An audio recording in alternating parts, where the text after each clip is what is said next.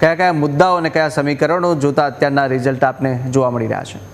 ચોક્કસથી કુશાગ્ર એક એફિડેવિટ ગોપાલ ઇટાલિયા દ્વારા છે તે ચૂંટણી પહેલાં કરવામાં આવી હતી ને એમાં એ યાદી તેમણે જાહેર કરી હતી કે તેઓ કયા કયા કામો છે તે કરવાના છે। ત્યારે જીગર આપણી સાથે છે, એ જીગર એ એફિડેવિટ બતાવશે કે કયા કામો છે તેમને લઈ અને તેમણે એફિડેવિટ કરી હતી ને આગામી દિવસોમાં આ તમામ મુદ્દાઓ ઉપર ગોપાલ ઇટાલિયા સામે સવાલ પણ થવાના છે, કારણ કે તેમણે લેખિતમાં એફિડેવિટ કરીને આપ્યું છે એ તમામ બાબતો આપણે અહીં વિસ્તારથી પોઈન્ટ વાઇઝ જોઈ રહ્યા છે। બિલકુલ, એટલે કે જયેશ, હવે ગોપાલ ઇટાલિયા માટે વિસાવદરની ચૂંટણી જીતવી અને જીત પહેલાં જ ગોપાલ ઇટાલિયાની એક એફિડેવિટ, કદાચ કોઈ ધારાસભ્ય આ પ્રકારની એફિડેવિટની અંદર કયા કામો જો જીતશે તો કરશે એની એક એફિડેવિટ ગોપાલ ઇટાલિયાની હતી। એ એફિડેવિટની અંદર સૌથી પહેલો મુદ્દો ઇકોઝોનનો હતો, કારણ કે તમે જુઓ કે છેલ્લા કેટલાય સમયમાં ઇકોઝોનનો મુદ્દો ખૂબ જ ચર્ચાના કેન્દ્ર સ્થાને રહ્યો એ વિસ્તારની અંદર, અને સૌથી પહેલો મુદ્દો કે ઇકોઝોન નાબૂદ કરવા માટે વિધાનસભામાં પણ માગણી કરીશ અને ઇકોઝોન લાગુ નહીં થવા દેવા હંમેશા ખેડૂતોની પડખે ઊભો રહીશ। કદાચ આ જ ફેક્ટર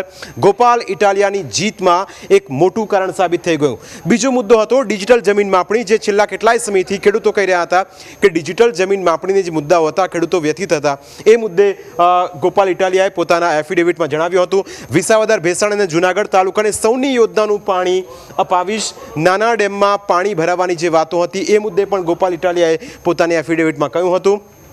ટેકાના ભાવની જણસીનો એક મુદ્દો, કારણ કે એ વિસ્તારની અંદર ટેકાના ભાવનો પ્રશ્ન છેલ્લા કેટલા વર્ષોથી રહ્યો છે અને ખેડૂતો માટે ગોપાલ ઇટાલિયાની એક આ વાત હતી। સહકારી મંડળીના કરોડો રૂપિયાના કૌભાંડો કરનાર, એટલે કે જે આક્ષેપો આ વિધાનસભાની ચૂંટણીમાં જે બીજેપીના જે ઉમેદવાર હતા તેમની સામે થયા, એ આક્ષેપોને લઈને પણ ગોપાલ ઇટાલિયાએ પોતાનું એક વિઝન તૈયાર કર્યું હતું અને એફિડેવિટની અંદર એ વાતનો પણ ઉલ્લેખ હતો। છઠ્ઠો મુદ્દો હતો વર્ષો જૂના મંજૂર થયેલા ચેકડેમનું કામ ચાલુ કરવા બાબત હતી। એટલે હવે વિધાનસભામાં જ્યારે ગોપાલ ઇટાલિયા આવશે, ટોટલ 5 ધારાસભ્યો આમ આદમી પાર્ટીના ગુજરાત વિધાનસભાની અંદર થઈ ગયા છે, એટલે હવે ગોપાલ ઇટાલિયા માટે આ એક જેટલા પણ પોઈન્ટર છે એટલા માટે અત્યારે બતાવી રહ્યા છે કે ગોપાલ ઇટાલિયા પણ બીજા નેતાઓની જેમ કરેલા કદાચ વાયદા ન ભૂલી જાય, એટલા માટે આ એફિડેવિટ ગોપાલ ઇટાલિયા યાદ રાખવી પડશે અને એફિડેવિટની અંદર જે તેમણે કહ્યું છે એ વિસાવદરની જનતા, ભેંસાણની જનતા માટે કરવું પડશે। આ વિસ્તારમાં રોડ, નાળા, બ્લોક, ગટર સહિતના તમામ સહકારી જે કામો હતા તે પણ પૂરા કરવા પડશે।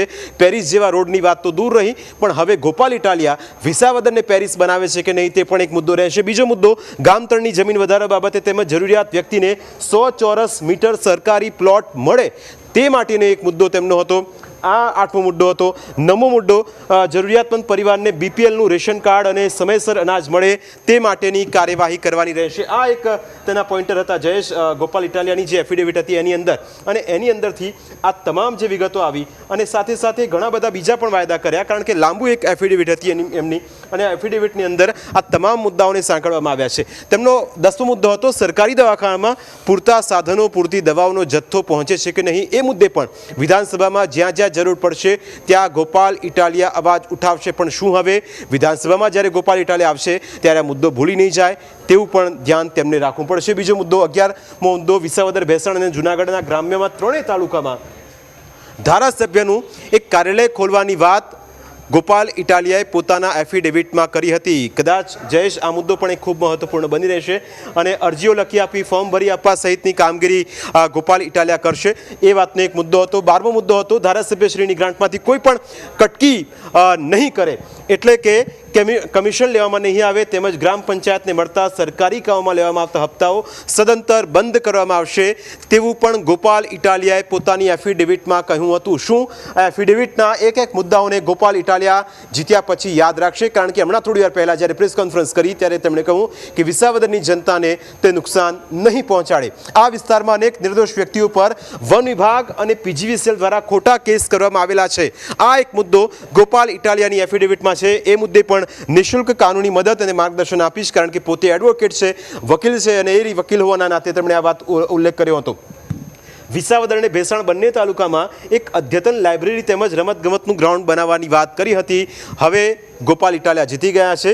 વિસાવદરની જનતાને આ એક નવું નજરાણું મળે અને વિસાવદરના લોકો પણ બહાર આવે તેવી અપેક્ષા ગોપાલ ઇટાલિયાની હતી. મહિલાઓને સ્વરોજગાર અને ગૃહ રોજગાર માટે વિવિધ એજન્સીઓનો સંપર્ક કરીને બ્યુટી પાર્લર તેમજ સીવણ ક્લાસ, જયેશ, આ તમામ જેટલા પણ મુદ્દા આપે જોયા અને લગભગ 15 એટલા પોઈન્ટ છે જયેશ, અને એની અંદર તમે જુઓ કે તમામ મુદ્દાઓ. સૌથી પહેલો મુદ્દો ઇકો ઝોન વિશેનો હતો. ઇકો ઝોનનો મુદ્દો કારણ કે સૌરાષ્ટ્ર અને ખાસ કરીને જુનાગઢની આસપાસના વિસ્તારો અને એ જે એરિયાની અંદર જેટલી કન્ફ્યુઝન ક્રિએટ થઈ હતી, હવે ઇકો ઝોનનો મુદ્દો શાંત થઈ ગયો છે. શું હવે ફરી એક વખત ઇટાલિયા આ ઇકો ઝોન મુદ્દે આક્રમક તેવર બતાવતા જોવા મળી શકે ખરા?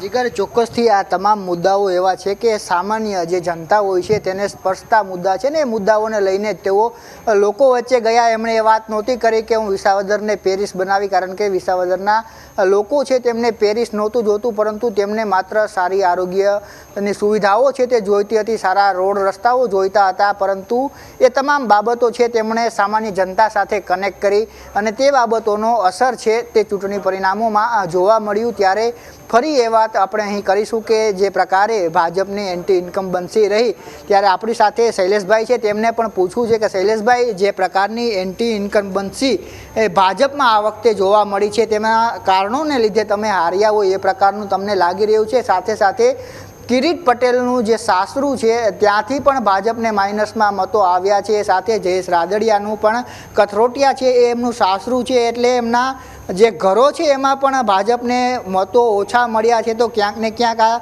ચિંતનનો વિષય છે ખરા